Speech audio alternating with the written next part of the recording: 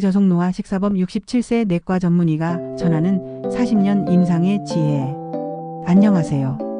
저는 67세 내과 전문의로서 40년 동안 노년의 심장과 뇌혈관을 진료해 온 의사입니다. 수많은 환자들을 만나며 제가 확신하게 된 사실이 있습니다. 사람의 수명은 병보다 식사 습관이 먼저 결정한다. 는 것입니다. 오늘 제가 드릴 이야기는 단순한 건강 강의가 아닙니다. 당신의 식사 한 끼가 당신의 노화 속도, 집중력, 감정 상태, 심지어 인생의 방향까지 바꿔놓을 수 있다는 사실을 이해하게 될 것입니다. 오늘 이야기는 서울 아산병원 정의원 교수의 저속노화 식사법을 토대로 최신 건강연구와 시니어 영양관리 트렌드를 종합하고 저의 인사이트를 합쳐서 완전히 새롭게 구성했습니다. 이건 단순히 먹는 법이 아니라 오래 살고 더 젊게 살고 뇌의 집중력을 극대화하며 당신의 삶 전체를 다시 리셋하는 법입니다. 끝까지 들으시면 오늘 밤부터 바로 시작할 수 있는 21일 저속노화 루틴까지 얻어가실 겁니다. 지금부터 집중해주세요. 우리가 먹는 음식은 단순히 몸의 연료가 아니라 뇌의 작동 언어입니다. 하루 3번 그 언어를 잘못 말하고 있다면 당신의 세포는 이미 빠른 속도로 늙어가고 있을지도 모릅니다. 서울 아산병원 연구팀의 발표에 따르면 당 섭취가 많을수록 뇌 노화가 가속됩니다. 당을 많이 섭취한 사람들은 기억력, 집중력, 사고속도, 감정 안정성 모든 지표에서 일관되게 낮은 점수를 보였습니다. 특히 40대 이후부터는 이런 가속 노화 현상이 급격히 빨라집니다. 그런데 여기서 주목해야 할 점이 있습니다. 정의원 교수팀이 제시한 저속노화 식사법은 기존의 지중해식 DASH 식단을 한국인에게 맞게 재해석한 형태입니다. 이름하여 한국형 마인드 식사입니다. 이 식단의 목적은 단순히 다이어트가 아닙니다. 뇌의 속도를 늦추고 세포의 회복력을 키우는 것입니다.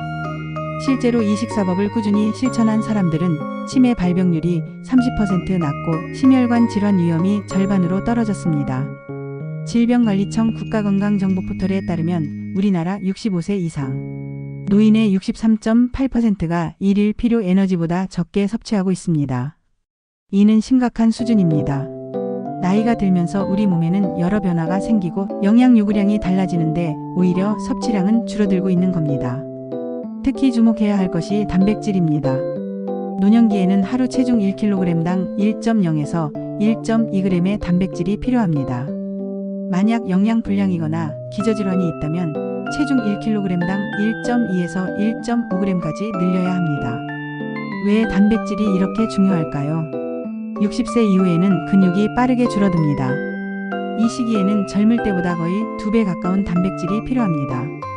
단백질 섭취가 부족하면 근감소증이 발생하고 이는 곧 낙상, 골절, 활동 저하로 이어져 삶의 질이 급격히 떨어집니다.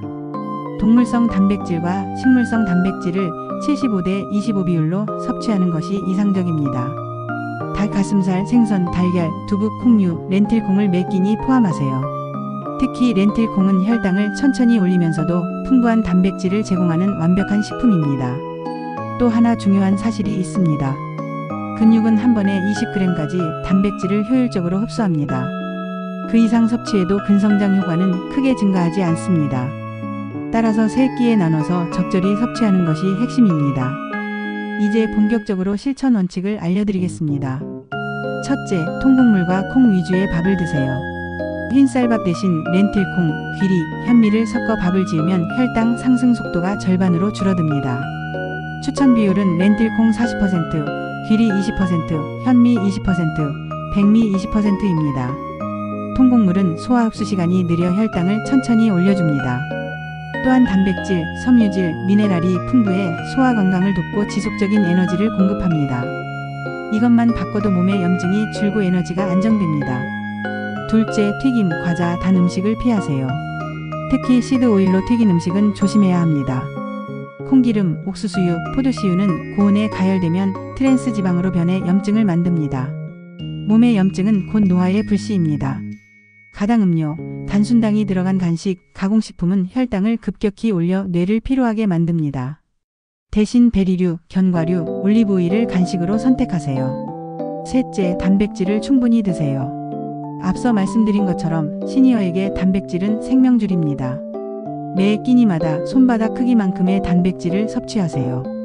아침에는 달걀이나 두부, 점심에는 생선이나 닭고기, 저녁에는 콩류나 두부가 좋습니다. 넷째, 과음을 줄이세요. 술은 스트레스 호르몬을 폭발시켜 오히려 피로를 악화시키고 수면질을 망가뜨립니다. 한 잔의 술이 주는 잠깐의 이완감보다 그것이 가져오는 수면 방해와 염증 증가가 훨씬 큽니다. 대신 따뜻한 허브차, 따뜻한 우유, 카페인 없는 보리차를 마시며 저녁 시간을 보내세요.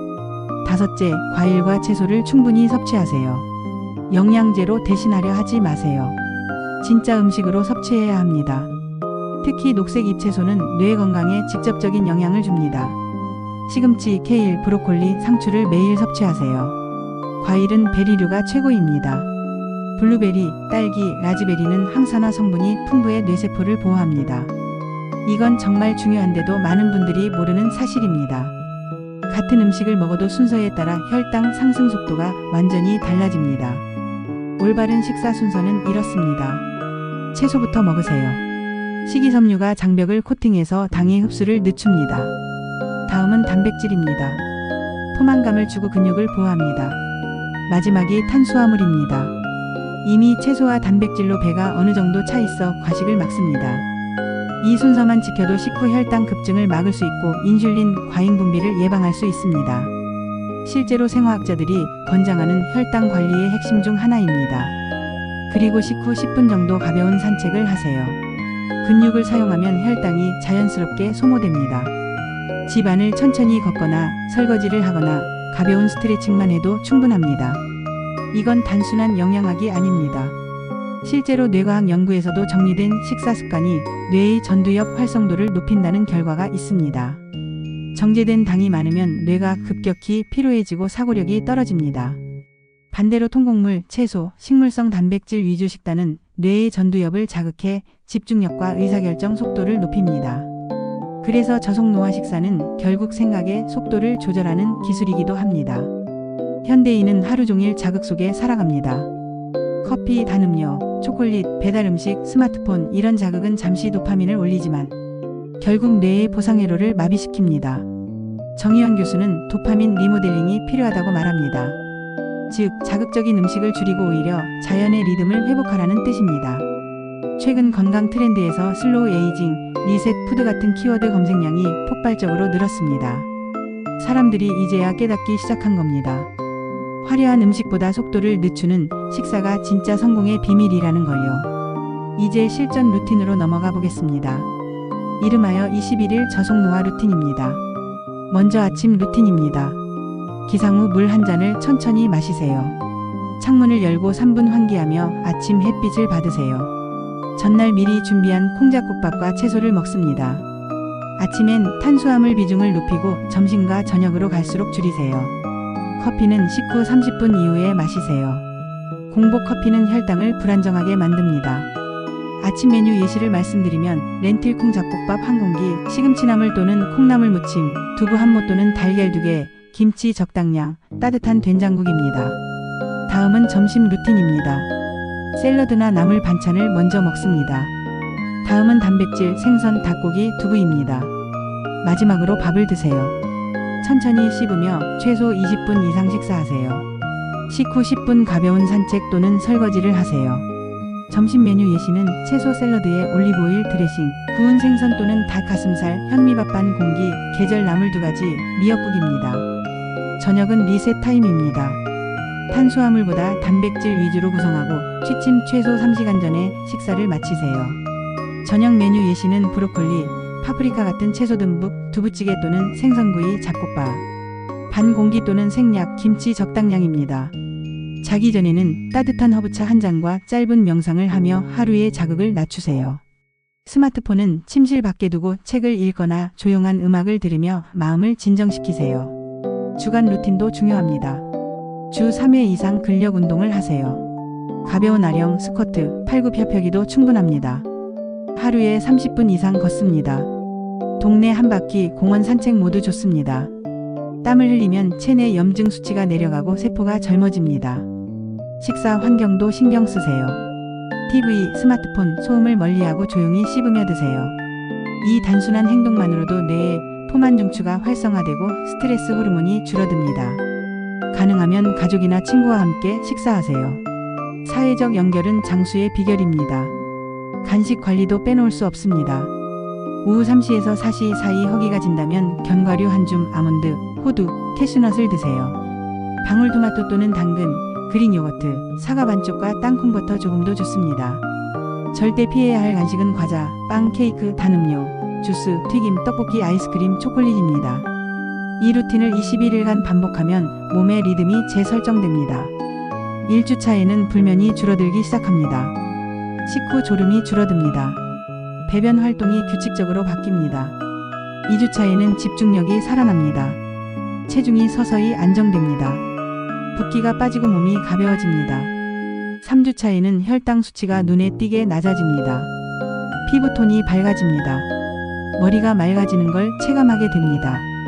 아침에 일어나는 것이 훨씬 수월해집니다. 이건 단순한 건강의 문제가 아니라 인생의 질의 문제입니다.